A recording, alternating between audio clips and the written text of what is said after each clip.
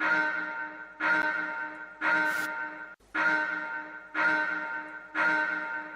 into another edition of Gas. I am Gresh. He is Jason Anik.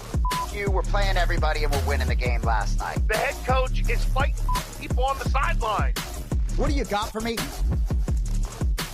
I know you're a part of Tight Pants Society. No f***ing way is that a gimme, right?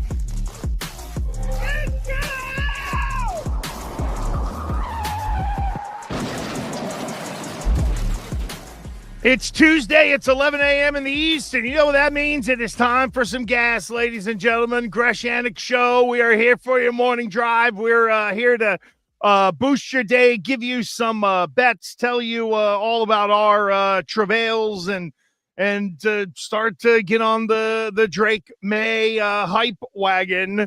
My man Jason Anik is with me. I noticed the North Carolina helmets kind of slid out of the picture a little bit now. That's hilarious. Not even close. Not even close to slid out of the picture. That just might be based on the video that's on the screen. It's just shrunk. But what is in I my had to video? make the joke. Everybody's piling on Bill. I feel bad for the guy. Well, the irony is that's a Drake Maye signed North Carolina helmet. That's not a Belichick helmet. But I absolutely love the Under Armour lid, right? That's an Under Armour little beanie, Gresh, with the sort of salt and pepper mustache with the white beard coming in the goatee. You're looking fresh today, Gresh. Looking clean, brother. I'm excited to talk to you. Well, the white sticks out the closer we get to Christmas, and I didn't wake up enough to do my hair as nice as yours, so I threw a hat on and figured I would cover it up. I'm Fat Eminem. No, you look good. No, I like it. I like the goat. You know, I'm a big facial hair guy, right? So like, I'll probably shave this whole thing later today, and then just not shave it again for a few weeks. That's sort of how I roll. But you know, your facial hair does some different dances. No, you know what? You know what's interesting about you is you're thin enough to not need facial hair, yet you like it. Normally, facial hair is kind of a way of the fats. It's so funny you say that because my wife at my wedding many years ago my wife doesn't like me clean shaven, insisted at least a little bit of scruff. Okay. You know, when I shave my face today, I promise you, she'll be like, "Why'd you shave?" You know, in other words, yeah, that's pretty good. No, so that explains it. Why you're a thin who does not go clean shaven. That makes sense. Yep. Yeah, but I don't like shaving, Gresh. I'm a little rough around the edges. I don't mind letting it flow. No, I hear it. The thing for me is whether I let it grow or not. Like I thinned this out on Friday because I had to do linear television. So when you do a lot of the digital stuff, I'm realizing that it's not as particular. Like the cameras are still sharp, but it's not like it is when you're in a lit television studio where literally everything stands out in every awful way. Like, you know, I have like they know my they know all my shades at Sephora. Like I have an account at Sephora, so I'll go in there and say, I need some whatnot. And then they're like, yeah, here's your NC42 and this will be $50 and don't leave it in your car. And it'll last you maybe 2 years for the amount of TV that I do where I would actually like throw some makeup on. Hey, this weekend we went to go see our youngest down at Pitt, and we went to the Pitt Boston College game. Yeah, that was Boston College right there, literally choking it away. Jay, I love Billy O, but boy, his team did not hold up at all. They were down, I think it was 31-0 at the half. We bailed at halftime. We were like, let's get out of here. Acrisure Stadium, not bad. Club area in that facility, not like Gillette. And there are many differences. One of them, Jay, really is the more NFL stadiums I go to, and like we had like an 8-minute walk from where we were, but at Gillette, the great part about them literally building it on that old racetrack is that if you're a club seat holder, you're literally pulling up to the door you're walking into, and it's 2 escalators and you're where you need to be. You're not walking up and down ramps and stuff like that, and you're not hoofing it whenever you park. Anyway, that's just an aside. But boy, oh boy, Boston College did not look good, and now I guess Bill O'Brien is not going to do the weekly radio hits, I guess, or they're going to be much more infrequent. Apparently, it wasn't his call, according to some. So, Really, look at they're so confused at the heights. They really are. They think they can be Duke during the week and then be Alabama on Saturdays, and it don't work that way. That's why Duke, with better resources than Boston College, can hardly pull off winning seasons every once in a while. So was your kid, forgive me, the name escaping me now, rooting for Pitt? Oh, yeah. No, he has very little. His New England allegiance, his top New England allegiance is the Celtics. He loves Tatum. He's at that age of 21 where Tatum's been around for a while. So when he was like 14, 15, Jack ended up loving it. He loves basketball. So I would have to maybe talk him into going to a random NFL game in another city. I would not have to talk him to, like, we went to an Orlando Magic game once when we were visiting my in-laws down in Florida. He just loves to go see the NBA. So it's pretty cool. No, we had a nice little trip, and it turned out to be a decent little gambling weekend for me. And Jay, how about this? Okay. So my youngest Jack, me, and my wife, we went to Rivers Casino in Pittsburgh. Wow. Where they had a massive, like, UFC kind of watch party thing. So when you walk into their casino at Rivers in Pittsburgh, in the center, there's like a giant bar area, big screens, all that kind of stuff. That's not their sports book, but that's kind of where people just sit and watch the games. And there's a lot of betting kiosks and stuff like that. And there were reserved areas, and then there was area for the public. We were lucky enough to find, there were like 2 tables left at 10 o'clock. So there were a ton of people there. There were a ton of people lined up around outside the bar and stuff like that. I heard a lot of chirping of people talking about Peloton, and we ended up hitting because of Peloton as well, and I know I'll get to that. So literally, I mean, and it was sophisticated UFC fans who were saving themselves money or didn't sign up for, ESPN or whatever in the world, and the place was jamming. When the main event came on, it felt like everybody came from the tables and the slots to gather around to be able to see the main event of UFC 320. I know your vantage point was very, very different. We end up cashing on a ticket where, because of Peloton winning by knockout, my youngest Jack was like, the only way he's going to win is by KO. He's like, so we need to bet it by KO, and we did. And we paired it with one of the earlier fights. And Yuri Prohaska, who, Jay, going into the 3rd round, I was sweating my ass off. Yuri against Khalil Roundtree Jr. Roundtree looked great. Yuri is so weird in the ring. There's no other way for me to describe him. But, boy, once he smells blood, he is on top of you. And, great fight. It's one of those for me, Jay, where the loser in Roundtree Jr., to me, there's no loss, there's no backslide there, there's no, dipping in the rankings or anything like that.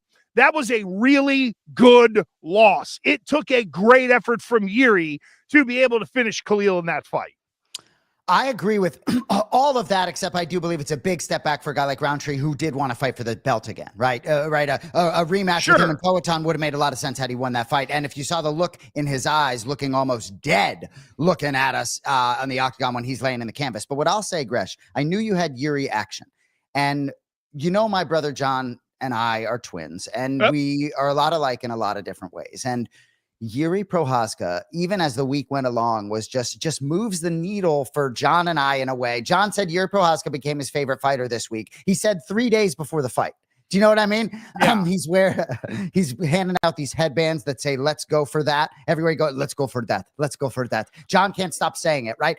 I cannot get enough of this guy, Gresh. And what I always say about, I'm very privileged to sit right behind my brother John when he's commentating, but the light heavyweights is always the scariest when they get in there, right?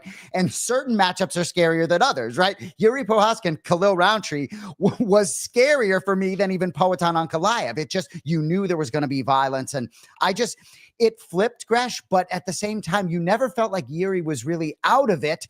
He was just sort of almost like his fighting depends on the other guy a lot, Yeah, it is. And he's so awkward in the ring. And that's really what it is, right? Because you're right. Like, Khalil wasn't dominating but he won those first 2 rounds. Like, Yuri wasn't out of it, to your point. You went into the 3rd round saying, okay, Yuri might have to finish him here to get it done, but there was never the thought in the back of your head, he's been beaten down so much in the first 2 rounds that he couldn't do that. Exactly. And I think that was kind of the hook, is he was still in the fight, even though he was down 2 rounds. And then, I mean, Roundtree gassed out, I also thought, in the 3rd round, too. By the end, there was just no tank there. Yep. And Yuri's another one of these guys like Marab, where, and I think for me, maybe, I know Yuri can go 5 rounds, but it feels like he's, again, like Marab, one of those guys where it's like, okay, if it's to the death, if it's 40 or 50 minutes, I'll find a way to finish you ultimately. But yeah, it's so interesting. Like, for me, it was interesting listening to people react to Yuri in those first 2 rounds. There was a lot of, what is he doing? Why isn't he doing anything? He's looking for the perfect shot, that kind of stuff. And I just think that Yuri is such an awkward fighter. It's almost hard to analyze him in real time. Like, I need the thing to be over with to be able to put the complete puzzle together into what I think about Yuri and his victories. It's a great way to put it. And I also will say, right, Roundtree was much busier, but also got tired because he was busier. And I do feel as though Yuri was trying to find his spots. I think Roundtree did a lot of things to offset it. At the very beginning of the fight, Roundtree almost posed like Yuri, right? He stood up real straight and almost impersonated him a little bit. So it was just a funky fight.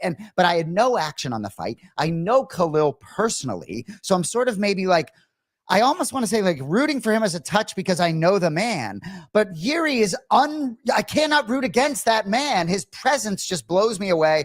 And I also think for a guy like Khalil, when you talk about the gas tank, when you're a stockier, smaller guy, right, who's made of muscle, right? It doesn't shock me that Yuri, he is a little bit leaner, longer, if you will. There are times where he's not had to work very difficult to cut that weight, where I'm sure, Roundtree, despite being in great shape, just a different physique. So, we could talk about the main event, co-main event all night. It's the New England Sports Show, but I had to talk to you about Yuri Prochazka because that's what I'm thinking about here on a Tuesday, not Peloton necessarily. And you know what? And I do want to get to Peloton only because the way he finished that fight, it's almost like you say, wow, he got Ankalaev. And then there's Yuri and the whole, like, standing there and the tear rolling down his cheek and stuff like that. Like, that's the stuff about Yuri Prochazka where people look at him and are like, okay, what's that dude really all about? And I don't think it's that hard to figure him out. He is, all you gotta do is do a little bit of homework and you can figure out kind of why he is the way he is. But boy, oh boy, Jay, here's why Peloton is on my mind. Because for me, I came to the UFC as a fan, yes, years ago, but I really got into it in part because of my kids and the distribution got better, right? I got to see everything on ESPN Plus. So I came sort of at the end of McGregor, the end of Khabib, right? John Jones is in and out all the time. I never know what the hell to make of him. The end of DC. I think like my NASCAR fandom as well, you watch these guys go to the Truck Series, then the Xfinity Series, and then the Cup Series, and you followed their rise. For me, Peloton is the first guy that I saw come into the UFC as this legend in a whole nother world and a world-renowned fighter and work his way up to the point to where he is right now. I know that I've noted to you before with Reinier de Ridder, right? That's another guy who is a legend in a whole nother discipline, but he comes in here and I get to watch the rise of someone like that. That's what was really cool to me about Peloton is that I feel like I've got to watch my first real UFC legend grow from entering the promotion to where he is now. Just unbelievable. The finish, the fight was absolutely riveting, absolutely incredible. And, I don't think we have time to talk about Merab Dvalishvili, but he is one of the all-time greats. You could put, for me, as we move here on a Tuesday, sometimes it becomes slightly stale 3 days later. But for me, Merab Dvalishvili, I don't like greatest of all time conversations. He slipped and called himself the GOAT at the press conference. And I wasn't mad at it at all, Gresh. I loved it because gosh, he is one of the all-time greats. Whether you want to talk Mount Rushmore, I like the Mount Rushmore conversation better than greatest of all time in all sports because there are a lot of different eras, but he is unbeatable. There's no conversation about any 135-pound man or woman on the planet that deserves to be in the conversation with this guy right now. And well, you know what? The fight. And you know what's interesting is to your whole like GOAT conversation. I think when you have that discussion in the NFL, it's different than the UFC. In the UFC, you almost have to do a GOAT by weight class because you're never going to get over the heavyweights or some of the great light heavyweights when there are other dudes who deserve to get run. And Merab, I mean, this was at Aljo's, was this after the That fight? Is not Aljo's wedding. Yeah, that was not at Aljo's wedding. Okay. But real quick, let me get in here. You know, you said Aljo, and Cody dropped in the chat, you know, the only guy who you can argue is his best friend. And what I would say is, back in the day when there were talks of Aljo fighting Merab, it's a whole different conversation now. I would argue they're from different eras, believe it or not, Aljo and Merab, right? And what I would say is, yes, maybe Aljo is the boogeyman for his little brother Merab, but not anymore, right? So Aljo's not a 135 anymore, but if he was, Merab has elevated. Merab's striking blew me away. He's getting better and better. And with respect to Ray Longo, what John Wood is doing out with Merab in Las Vegas is apparent on the television screen and in person. I know in the vignette that they ran on the pay-per-view before that fight, I know Corey Sandhagen was basically saying, I'm not Sean O'Malley. My wrestling is way better. And Merab ragdolled him all night long. Yep. That to me was one of the most, because it was Sandhagen pumping himself up, no question. I mean, he's better than O'Malley, no doubt. But come on now, you're smelling your own farts on some level, especially when it's someone like a Merab, who, again, just threw him around and ragdolled him all night long.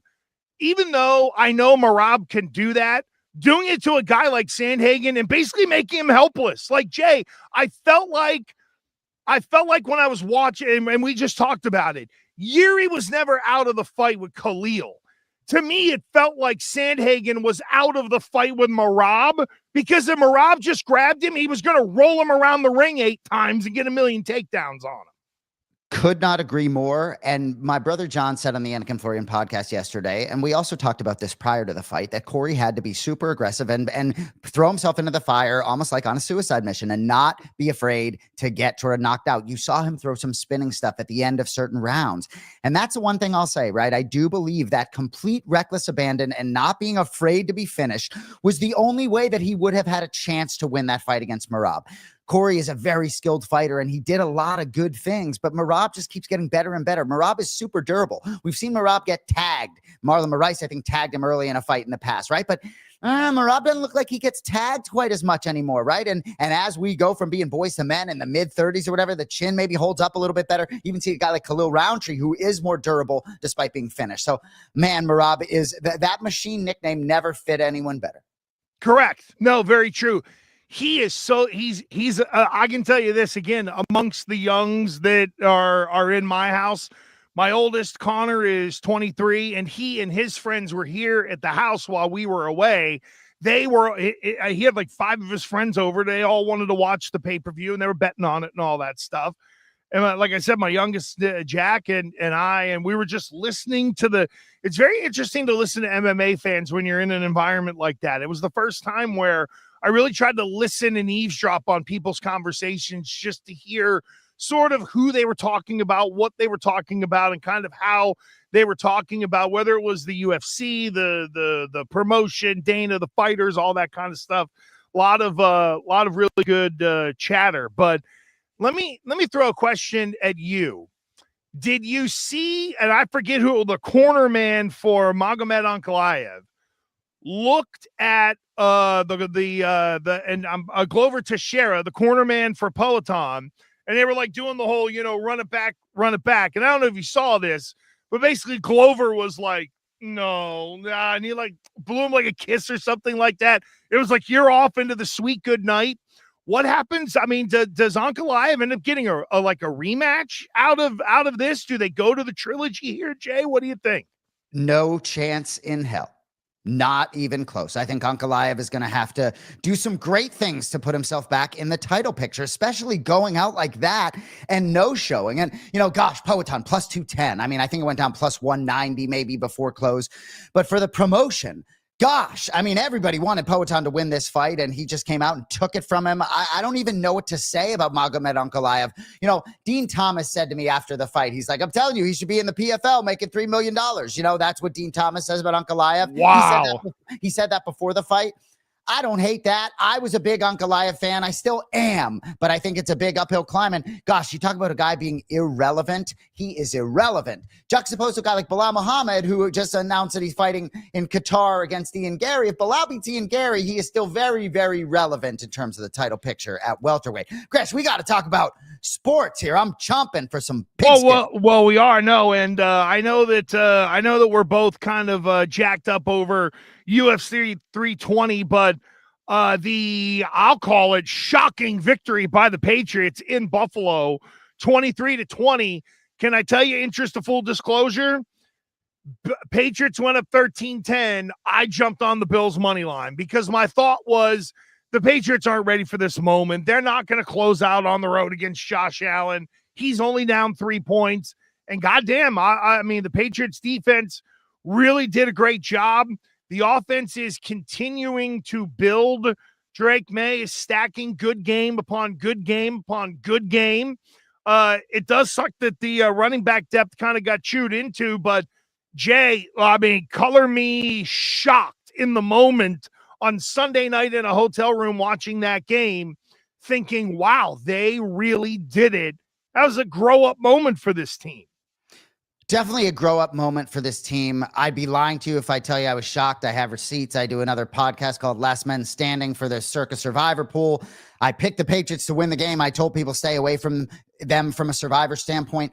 Obviously, when they beat the Panthers 42-6, we know who the Panthers are, but we recall what the Patriots did against the Pittsburgh Steelers. Despite losing the game and spitting the ball up all over the field, they did whatever they want on offense, right? Mike Vrabel's going to get his flowers. I could go on for days. How about a tip of the cap to Josh McDaniels, who has been dominant all season long?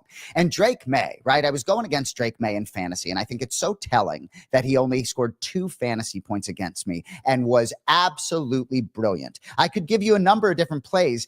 The last play that Drake Maye made in the game, right, goes down as a sack in the record books, right? Mm-hmm. But it was a minute 7 on the clock, and it was sort of a broken, kind of a bootleg almost, where he rolls out. Nothing is there, but instead of taking a 5-yard loss, he gets back to the line of scrimmage, stays in bounds, right? I'm just blown away by Drake Maye, but not surprised in the least, Gresh, if I'm being honest with you. While I still think they're a year away from really being a contender, I think they're going to go through some bumps, right? Winning games in this league can be lucky from time to time. Well, this week is very interesting because everybody is on their balls. They are an overwhelming favorite. This is one of those, how will they handle prosperity now that they have a little bit of it?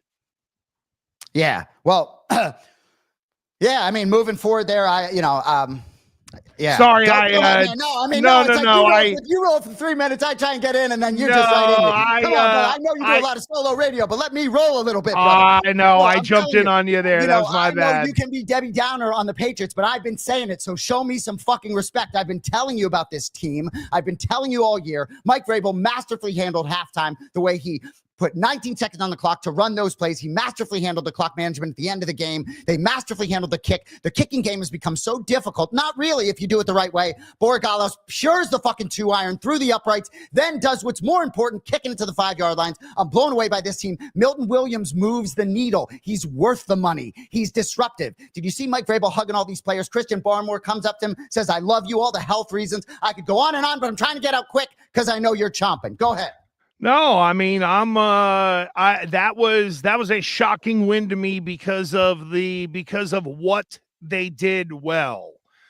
They attacked a zone defense very well, and the Bills were pretty stubborn and not coming. And here's the thing. You're going to see, yes, you'll see man-to-man in college, and then it's just, can my guy beat your guy? To me, where you really learn quarterbacking is you learn to throw against zone coverage. And that, to me, is where Drake Maye really took a step forward this week. And then when he got the shots, he took the opportunity to be able to get it to Diggs. And listen, I know you've been like a puppy with two Peters with this team and stuff like that. I needed to see a lot more out of Drake Maye, but let me tell you, no, puppy with two Peters means you've been horny for them all year. But this week was the first time I saw there aren't many guys who can do that moment. When May rolled out to the right and he was about to go down and he got the ball out just before the shin hit and he got it to Diggs. And Diggs made a guy miss and then he got that like 15-yard gain. That was the first time I saw Drake Maye do something where I said, wow, that's really, really special. And I hadn't seen many of those in the first 4 weeks, but what I saw was good quarterback play and getting better and better and better and more confident, and an offensive coordinator who's done a really good job of getting him out of the pocket at times to get his confidence back. Yeah, I mean, I think there's just so much to like about this team, and I think that some of the good things that we've seen even in the losses, and that what I'll say about Drake Maye is that some of those special plays, if I'm being honest with you, I saw that from the moment I ever saw him play football. He had so many moments last year, even though he had bad moments, where the decision-making is what jumps off the page to me even more than the playmaking. He's forced to make a lot of difficult decisions because he's not always very well protected, right? He's the second best completion percentage in the NFL behind Jared Goff. How does that offensive line compare? I know Bill Campbell and company getting a little bit better. But, you talked about Keyshawn Boutte at the beginning of the season. You talked about him early in the season. You talked about his numbers last year, 43 catches, 589. He was sort of that lead guy. And I think when you started talking about him in the preseason and his role, I appreciate what Stephon Diggs, but he had a big role in that game, and he's had a big role. I know Hunter Henry's there, but I just wanted to drop that name because you brought that name up, and he doesn't get the shine he deserves sometimes, I think. No, I agree with you. You know what it is? He started off probably on the wrong foot. Like, I was in Boston sports radio when Boutte first came aboard. There was the gambling thing that he got tied up into as well. He became, he became a kind of a punching bag a little bit. And when you pair it with having one of the worst seasons ever, I mean, like Keyshawn Boutte was the best receiver on the Gerard Mayo team. So that automatically is going to have people thinking he's not that good if he was the best on that team. So people have a lot of preconceived notions about the guy. But look, before people found out he was a knucklehead, they thought he was a first-round talent. And that's really what's in there. And if you find a way to kind of get through to the guy, and I think they have, there is some high-end talent. And I think him being paired with a Steph Diggs who's better than him will actually make him a better wide receiver. Because arguably from a talent standpoint, Jay, they really didn't have anybody that could beat Boutte and say, hey, I am physically better than you, or I'm a better receiver than you. Now the guy can turn around and learn from him. And I think it's a really astute point by you that second wide receiver allows other people to be able to eat as well, because if you leave Boutte alone, he'll catch 10 balls on you as well. So before we move on to a little more specifics about the quarterback, you talked about the Patriots schedule, right? Next three opponents, two of them on the road, but at New Orleans, at Tennessee, home to Cleveland. Three of the worst teams in the NFL, Gresh, right? So if you can beat Buffalo on the road, and it's funny. We talked about you thinking the Patriots were going to be 3-1, right? And you had them 3-2 through 5 games, right? So this is right where sort of you expected them, maybe not in such order, but you got to be optimistic, Gresh, that they should emerge here at 6-2 unless they don't play a good game somewhere. You very much had the passionate response, very big Patriot fan responses to where they are a little bit earlier. I'll be closer to you if they go out and win these next 3. They got a slice of Carolina, and they smacked them 42-13. They just didn't beat them. They whacked them. I don't need the Patriots to whack the next 3. But if they are going to be as good as we hope they can be, this next chunk of games, minus a major injury that shakes up the whole roster, these should be 3 wins. If it's time to, bust out the pom-poms and start to really think, holy shit, this team is back, there should be no question they win the next 3. I give them a little grace against Atlanta because Atlanta at least has some talent. But The Saints are clearly in a first pick derby. Tennessee can't get it. Their own quarterback said we ass. So that's all you need to know. And Cleveland can't get out of their own way, for God's sakes. So I know that we're going to move on a little bit of baseball here. And, you know, and when we move into the NFL week 6, I want to touch on a couple things from week 5, just generally with the league. But in terms of Drake, in terms of Drake Maye, right? And you see the topic, Drake Maye is him, right? No matter how excited I am, right? Like, I guess in a way, right? I'm not any more excited than I've been because I still believe I think it's going to be a little bit of a bumpy ride. Do you know what I mean? I still believe they're a year away. They still look very young. They did a lot wrong in that game. But what I want to ask you about the fumbling. My brother keeps saying to me when we're watching football that he thinks this year it just looks different, that everyone's punching out at the football in a way maybe that they haven't been league-wide in the past. I always feel like Belichick's defenses were maybe ahead of the curve in sort of punching at the football. And I do notice that a lot. I do think guys, and sometimes I criticize guys for not making a tackle and punching at the football. But Ramondre Stevenson to me, and we brought up last week, it doesn't seem like it's always a great defensive play. So for you, someone who's played, like, what do you do if they're like, Gresh, talk to Mondre? What do you say? Like, I would tell him that it is mandatory that anytime he is 5-yard line and in, it's both hands on the ball. I don't want to see your arms swinging. Hell no.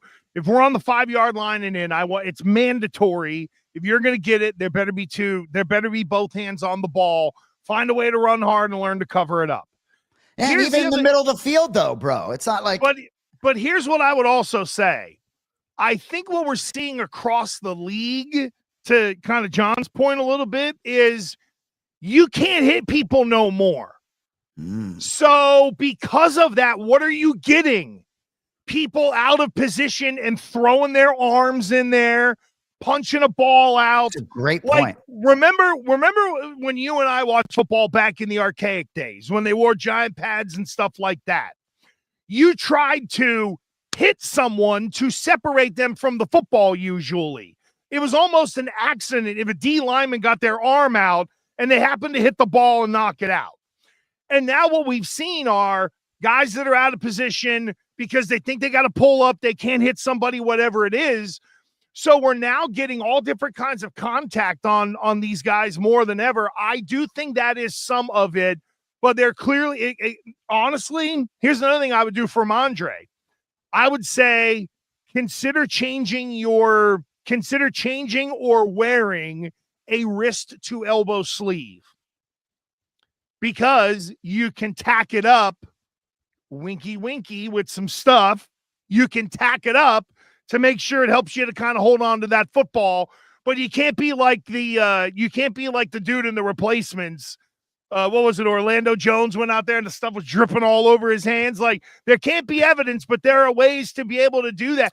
Hairspray was a good one, believe it or not, because the way your hair feels and it gets all like almost like sticky and in place afterwards. You take a bunch of hairspray. I've seen guys do that in college.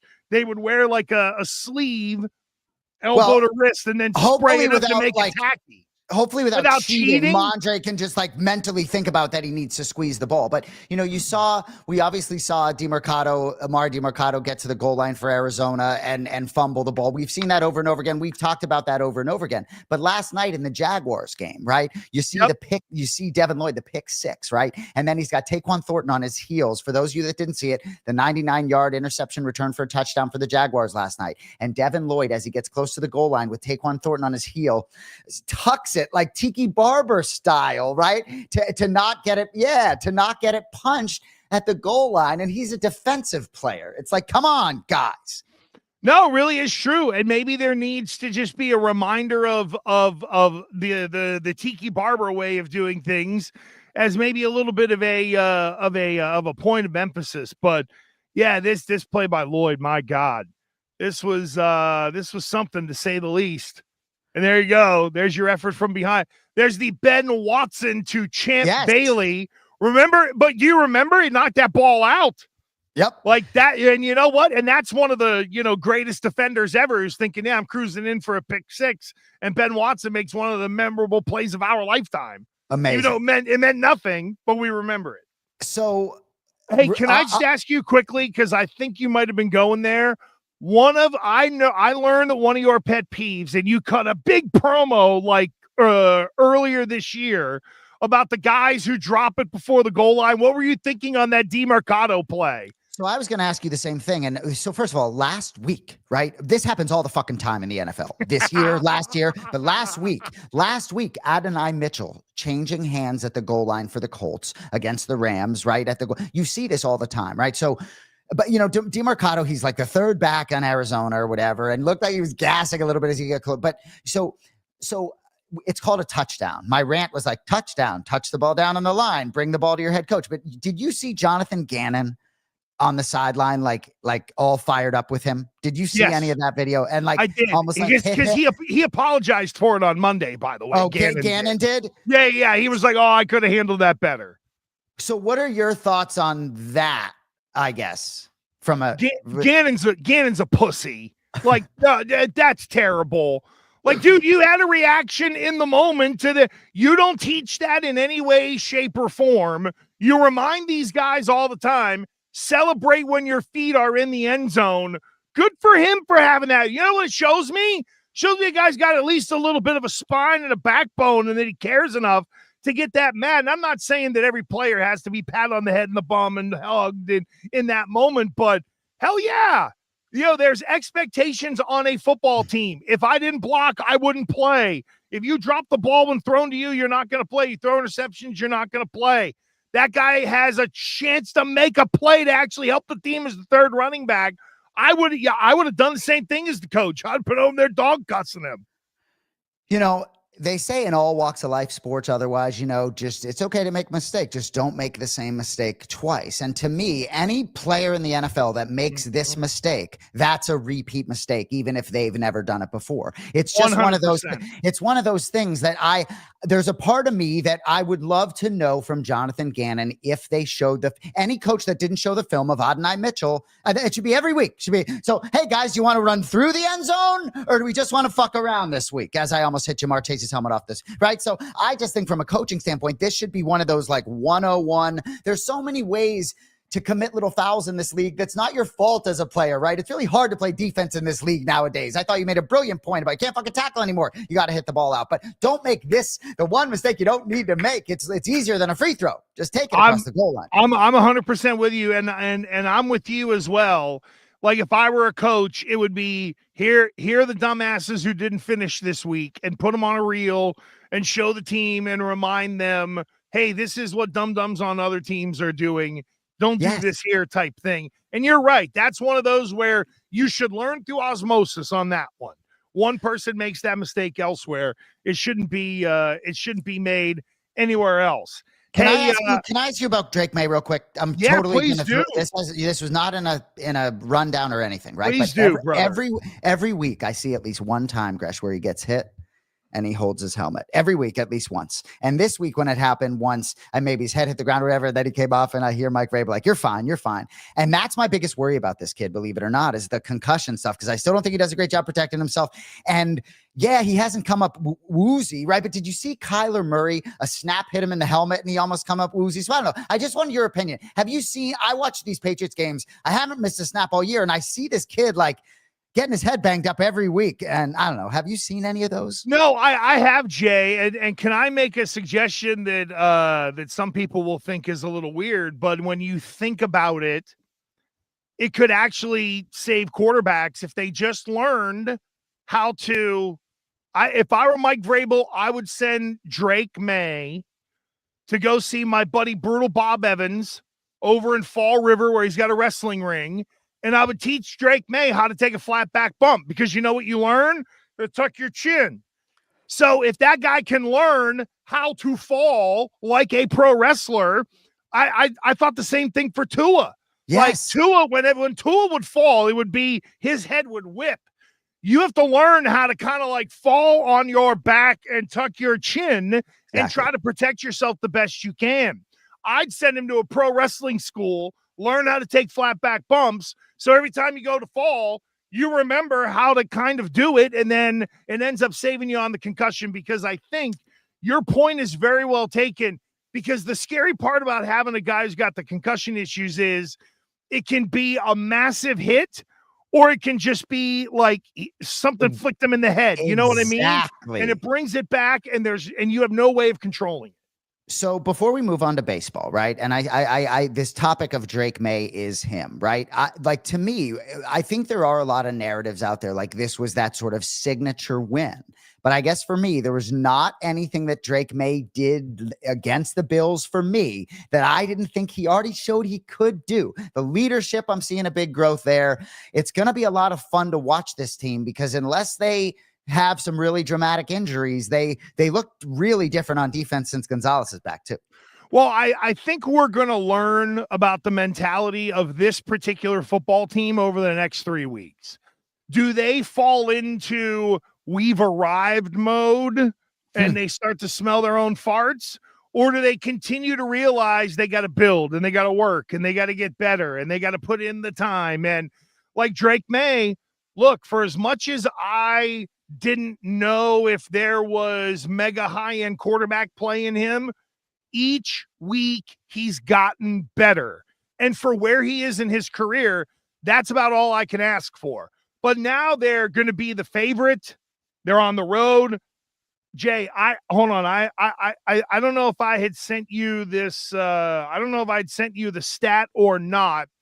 This is the first time the Patriots have been a road favorite since like week 12 of 2023.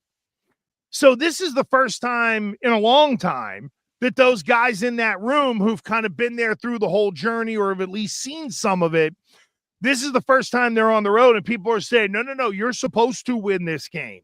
So that's a part of the reason why I'm very curious as to how do they handle it. If they go down there and they handle business and they just smack the Saints around, then that's getting me more towards getting really excited, because if you're a good team in the NFL, you smack those bad teams, and they smacked Carolina. And I think there's a couple, I don't need it.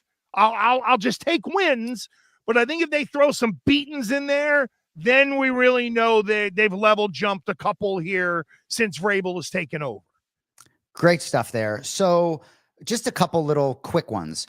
Kyle Williams, hopefully he's learning a lot watching, because we did talk about this receiver room being a little bit deep. Do you think he's probably just caught in a little bit of a deep room right now? Yeah, and why not let him watch? Why not let him learn about adjustments during the game, how sort of the process of everything works, and see how that kid handle, is he out there busting his ass, working hard in practice every week, working hard on the practice squad or running the other team's plays, showing scout. Is he out there like working hard? And if he is, ultimately somebody will get dinged up. Like that's a thing in the NFL. If you just wait your turn, usually it comes. And are you ready for it? And I think he will be. And that will be an interesting layer. Let's say they start to integrate him into the offense a little bit one way or another. That's another interesting sort of deep threat off of play action to be able to work into this lineup.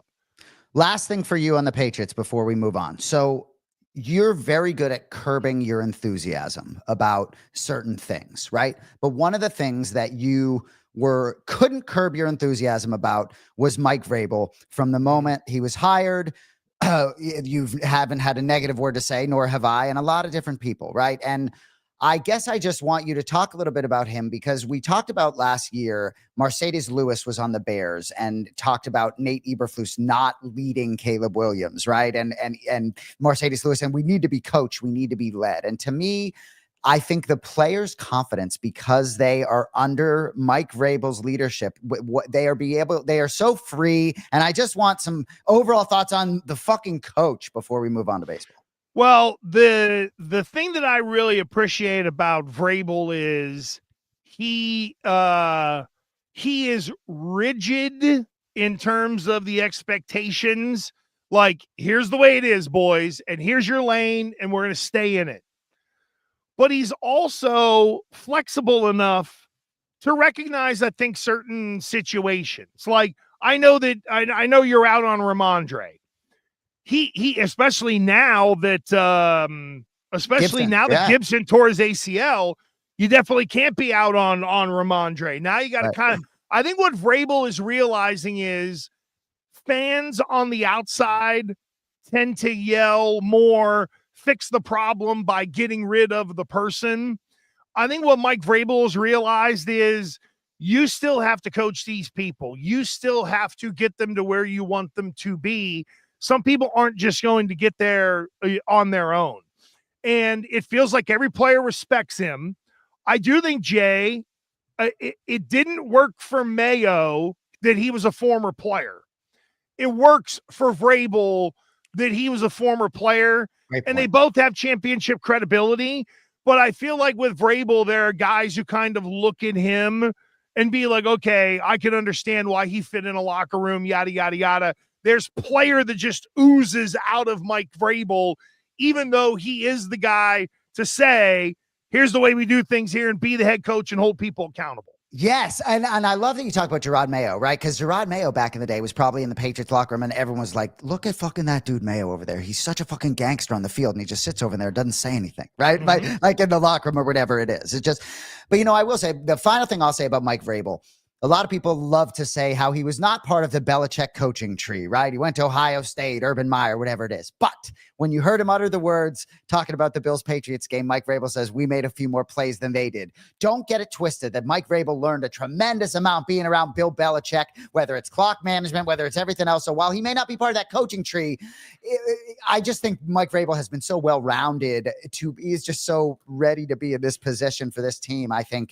I really believe that number 7 at some point will be coming through those doors. Yeah, you feel like there's an adult running things now, honestly. Yep. Like you can't. This was my biggest beef with Mayo. You can't have structure for these athletes. You can't just take that away. They grow up with it, right? Yes. Think about it. From high school to college to pros, they're told when and where to be and then how to conduct themselves when they're there.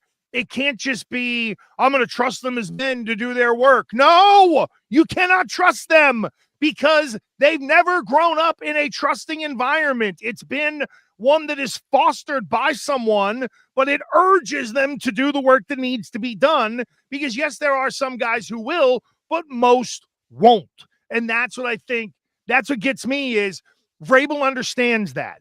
I think Vrabel really understands if I don't have enough structure, then they're gonna be kids because they're giant kids in so many ways. Like, I know we were talking UFC earlier. When I think about Merab Dvalishvili, and I probably didn't say his last name right, I think of someone who he has like the energy and kind of that view like a child, right? Yes. It's like, oh my God, can we give him a Game Boy so he'll go sit down for 15 minutes type thing? Like but that to me, that's what it kind of feels like. Yeah, I agree with that. So I guess that's it. We could talk about the baseball, right? And what's so interesting about having a weekly show, Gresh, every Tuesday is that the Red Sox-Yankees series, unless I'm mistaken, began last Tuesday, right? So yeah. we haven't been together since then. Right. I know that it was the roller coaster, and yes, you're right again. I was thrilled that Garrett Crochet won game 1. I was in Vegas. I was able to bet a lot of money on the Yankees, whatever. It's just, I don't know where to begin because obviously the Red Sox-Yankees series happens. The Yankees beat the Red Sox the final 2 games of the series, and then they get stomped in the first 2 games against Toronto. Now their backs are against the wall. So I don't know where to go with that, Gresh. Talk to me. Well, I would say this. Let me ask you, because I've done hours of talk radio in terms of Red Sox Yankees. So let me just ask you this. I'm sure. At this point in your life, what excites you more? The fact that the Red Sox made the playoffs or the fact that the Yankees might get bounced in ugly fashion? Great question. The fact that the Yankees might get bounced in ugly fashion. Okay. Okay. Longtime New England radio host Eddie Andelman used to have the Yankee elimination party every year. Mm-hmm. I don't know. Maybe he still does it. But he's been able to have it since 2009, right? At this point, right? 17 straight years, whatever it is. So no, that to me, especially because Gresh, I didn't really think the Red Sox could take this all the way without Roman Anthony. I mean, Garrett Crochet, right? It's when you look at Garrett Crochet compared to Max Fried, and I know Fried is great too, but give me the fucking horse. And I know I'm dropping a lot of F-bombs today, but I'm really excited about the future with Garrett Crochet. We talked about Bregman all year, wanting them to sort of re-up there. I don't know if he's put himself in position to get some enormous 5-year, $250 million deal in the open market necessarily. But yeah, I'm rooting hard against the Yankees, and until they're officially eliminated, I'll be betting on them.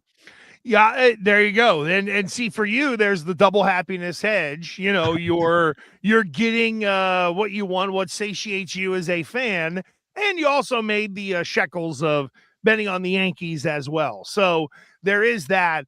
I think for the Red Sox, you know, my outlook is they have an ace, which they haven't had in a long time. It's a lot easier to put together a pitching staff when you have an ace than when you're looking for an ace. And we'll see how they go about that.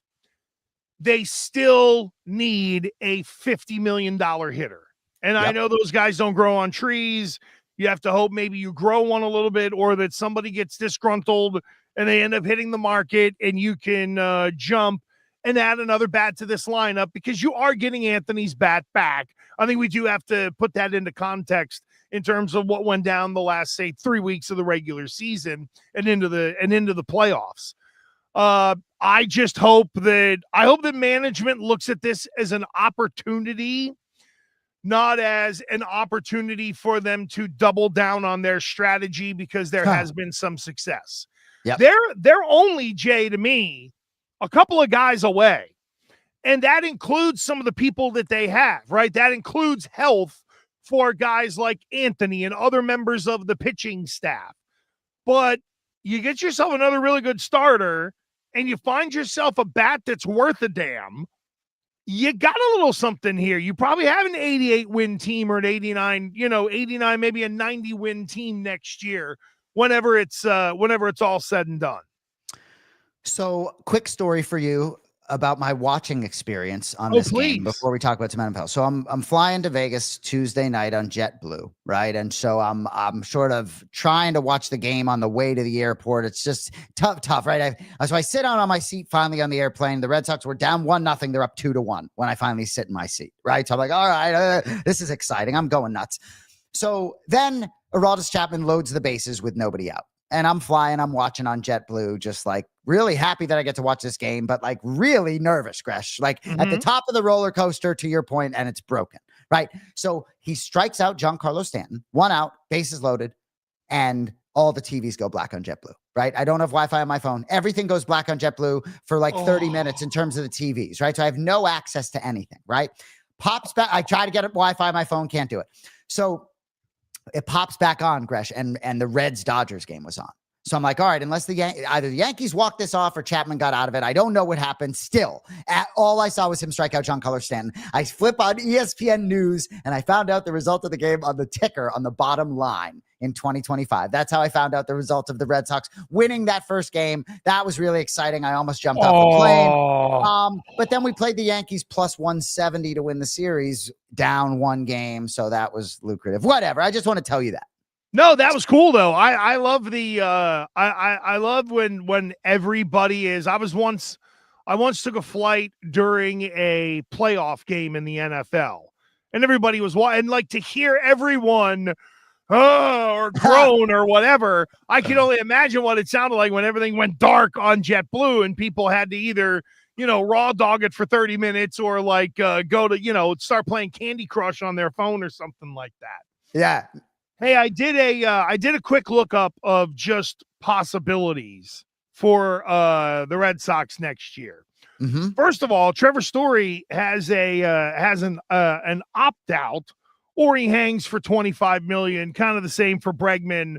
I think Bregman will opt. I think Story stays probably, unless the Red Sox extend him. I know he had the prototypical contract year where it was, hey, let me remind you how good I can be when I'm healthy.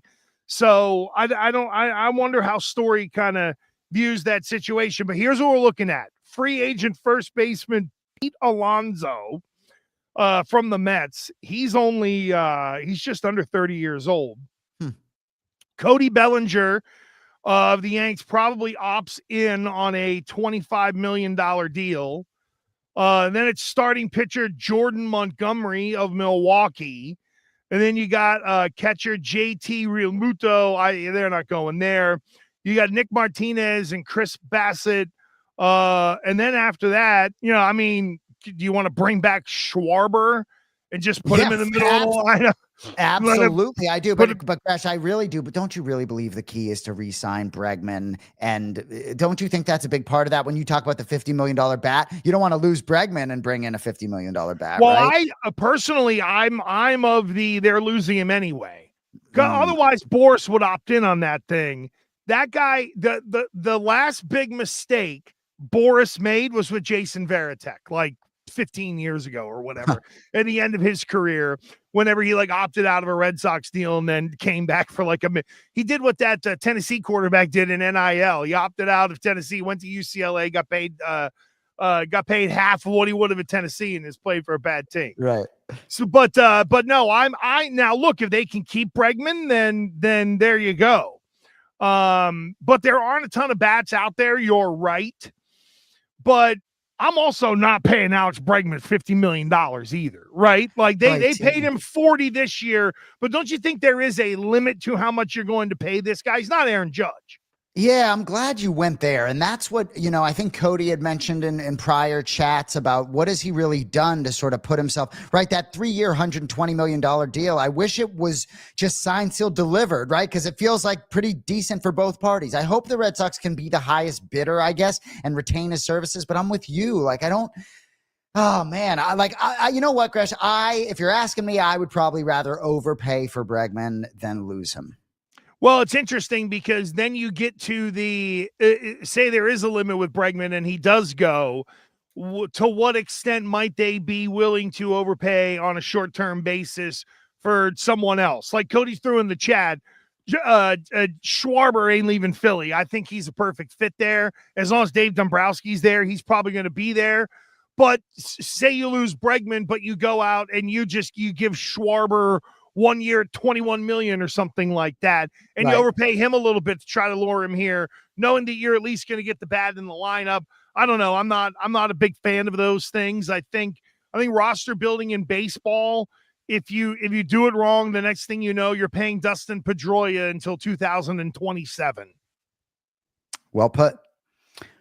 So, what's the schedule for you, buddy? So pretty good schedule, pretty reasonable. Dirty Boxing October 30th, but focusing on the National Football League until then. What's up with you? What's up with you? Well, I got the old digital gambling show that I do tonight for my friends at Nexstar. I'll be in Vegas this weekend doing my TV hits from the South Point. That's where my wife and I post up whenever we go out there. And I'll visit my friends at VSiN, the Vegas Sports and Information Network that I'm now part of because I'm a whore. I got 4 nationals now. That's great. No, it'll be good to see that. And then we're going to the NASCAR race out there on Sunday. Betty loves her NASCAR. I think Joey Logano got through to the round of 8 in these playoffs, so he went to the next round. And the first race of the round of 8 is Vegas this weekend. And my prediction is Logano's going to win it. He's always had a great history there. I'm calling it now, folks. That if you're gonna make a NASCAR wager, it's Joey Logano to win the Vegas race. Watch him blow up or fucking wreck in lap 1. He gets snarled in something, and I look like an idiot. All right. So your wife absolutely loves NASCAR. Is that correct? Yeah, and she's now brought me into the realm. Yeah. So I was going to ask you, because we've learned, you and I, because I feel like I got into MMA, very similar sort of trajectory as you. So for the NASCAR stuff, right? If she's a 10 out of 10, like where are you? Like, are you really, right? You're dropping to Joey Logano, right? Got some information for me. I'm an 8 probably. Wow. Well, because I don't have like favorite drivers or anything like that. But I have come to appreciate the team element of the sport. You know what there is? Because my wife tells me I should learn to play chess. I have no idea how to play chess because I love the strategy of things. Like I don't play Madden. I play Madden franchise. So I can pick the players and trade people and stuff like that and simulate the season. with like with NASCAR, I'll kind of ask her, hey, what are you doing in fantasy this week? You know, she'll say, hey, what do you think? I'm between this person and this person. And I know what questions to kind of ask her to get her to where she needs to be to set her fantasy lineup. But no, it was really just pure osmosis for me. I appreciate the strategy of it all because, you know, people don't know this probably, but in every race, you only get X amount of sets of Goodyear tires to use. So you have to really think about not only your tire strategy, your fuel strategy, what are your teammates doing? Is there a teammate who might pit a little earlier who's going to show you the way that maybe you can leg it out for 40 more laps and cut out a pit stop, which is massive in that world? Little things like that. I've really come to appreciate the strategy of it the same way I do football and MMA and things like that. Like, I hate to say it, the fan, in many things, the fan has kind of been sucked out of me because my whole sort of life, and once I got into, you know, doing sports talk radio, was looking at it in many ways through an analytical lens. I admit I am flawed. I don't laugh at fans, but I don't react like fans. I know you are a fan, and I don't dog you for it at all. I just know that part of me, I think sort of my brain has kind of switched in that I watch sports much more analytic. I watch sports almost more for how would I talk about it or how am I going to talk about it versus rah, Drake Maye made an unbelievable play that makes me think he could be ding dong ding, you know, all that stuff. It's really interesting, you know, and for me, right, which you know well, almost like the total opposite. It gets me in touch with my childhood despite analyzing this stuff and betting on it and talking about it, you know, but it really Drake Maye, I mean, if you had seen my brother and I, right, at one point, like Drake Maye, something happened, right? We're in the hotel room. He's like, you know, prepping a podcast and he like goes to give me a high five. I go to give him a fist. He don't want the fist. He wants a fucking high five, you know? The only time I high-fived one of my kids over sports was, believe it or not, when Poetan got the knockout and we hit that wager. I was like, holy shit, we hit one. And yeah, it was just reacting in the moment. Hey, can we hit a betting nugget real quick? I know in the text string you put in something in about how the Bills and the Rams and the Cardinals, all 7-point favorites, and they all lost outright. Yeah. I have a bounce back number on that, on those teams, if you're interested. Talk to me.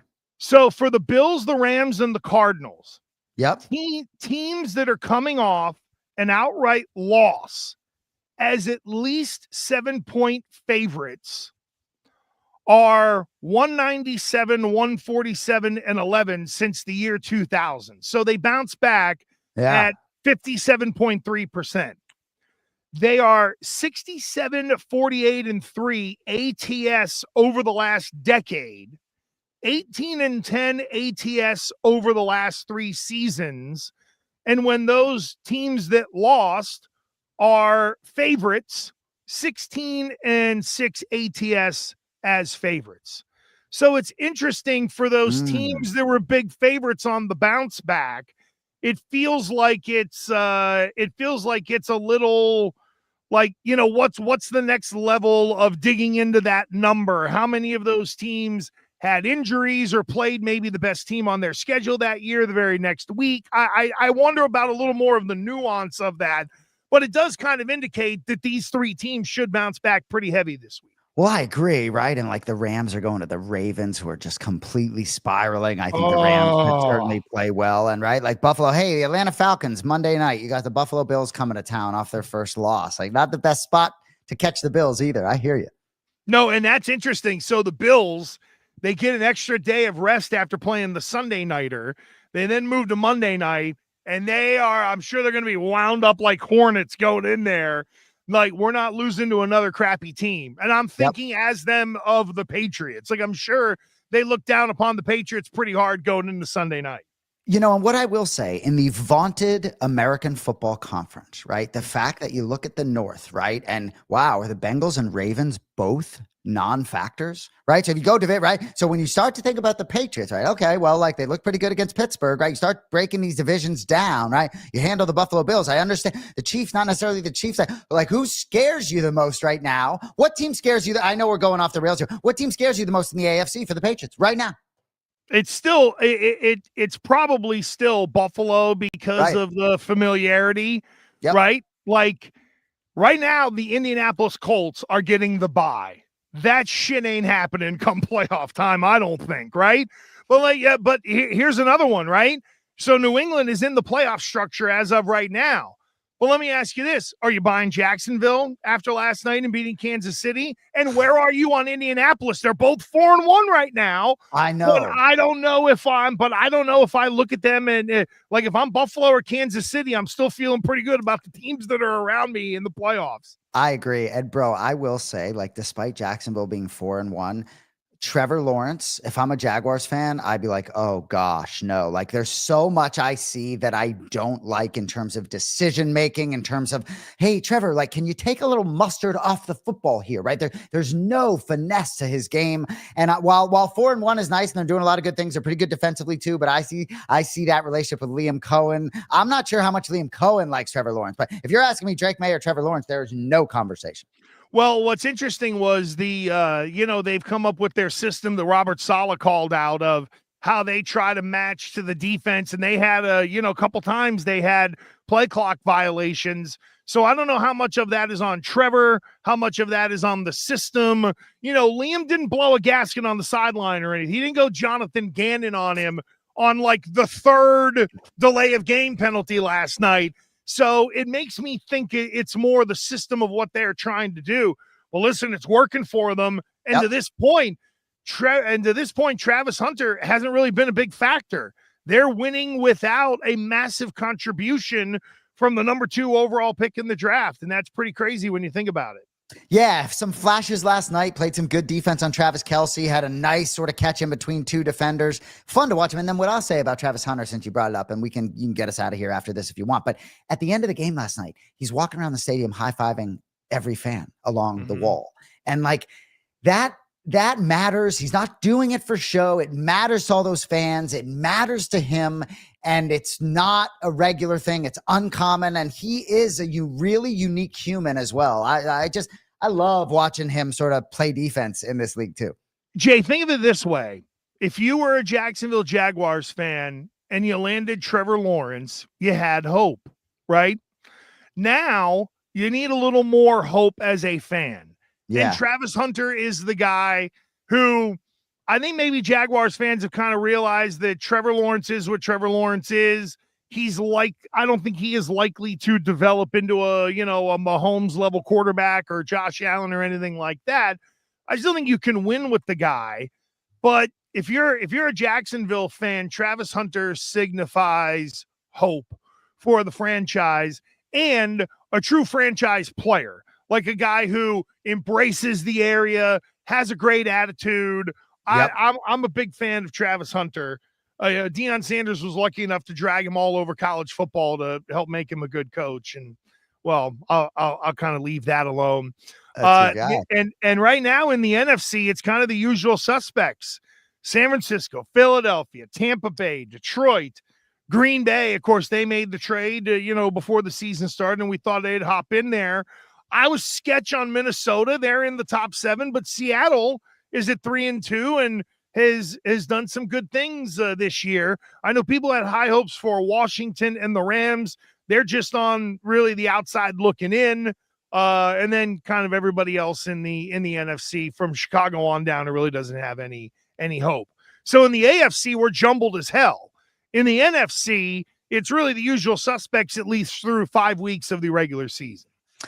Oh, it's going to be really exciting to see Detroit and Green Bay down the stretch because, Philadelphia, I understand they won last year. That passing game needs some work. I think they tried hard to get A.J. Brown the ball, maybe tried a little too hard, found themselves on the losing end of a football game. So it's going to be interesting to see. Go ahead. Oh, no, I was going to say, I know I'm half ribbing you here, but do you have a season win total on the Boston Bruins?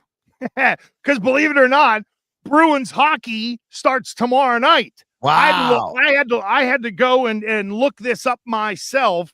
The total on David Pastrnak is at 100.5 in terms of total points. And then it's geeky after that in terms of goals. I do believe, hang on, I think I wrote this down. Swayman goalie wins, I think was at 23.5 this year. the Bruins are going to suck. They're like plus, I don't know, 15,000 to like win the cup. They're not going to be good, but for those puckheads out there, we at least acknowledge the Boston Bruins are starting tomorrow. And maybe once in a blue moon, there might be a rare hockey pick on this here program because we like the football, but I respect the hockey people. Yeah, and I'm glad you said that. And I do feel like the Bruins maybe need to bottom out a little bit this year and then maybe sort of see if they can put themselves back in the mix next year. Let me tell you, brother, to your point, just quickly, when they brought the band back together a couple years ago, when they had Marchand and it was Bergeron's last year, and they brought in Krejci and and did they bring Lucic back too? No, even though he got banged up? No, they did, and then he got in trouble off the ice, and I think they did the quiet exit. They even had Tuukka on that team, and then Tuukka got hurt and had to go away. But anyway, that they sacrificed a lot that year, and then they went and traded draft picks to continue to add, and they haven't been a great drafting organization anyway. So because they went for it, this is what happens. I mean, as a fan, you're like living in the moment. You're like, yeah, one last ride right after the coming out of COVID and the thing with Jordan and all that stuff. You don't think about, hey, what if we win the President's Trophy and then shit our pants in the first round? And then you look around at like the cap stains and the trades and the picks you don't have, and you go, oh man, we really missed out on that one. So to your point, suffering from aggression of the past, let's put it that way. Yeah. In terms of the Boston hockey bunch. All right, that is it for us. Thank you for making us part of your day wherever you are. We did go a little overtime. Thanks to Cody Marrow for his time and being in the chat and putting in there what he does. For Jay, I am Gresh. We will see you next week.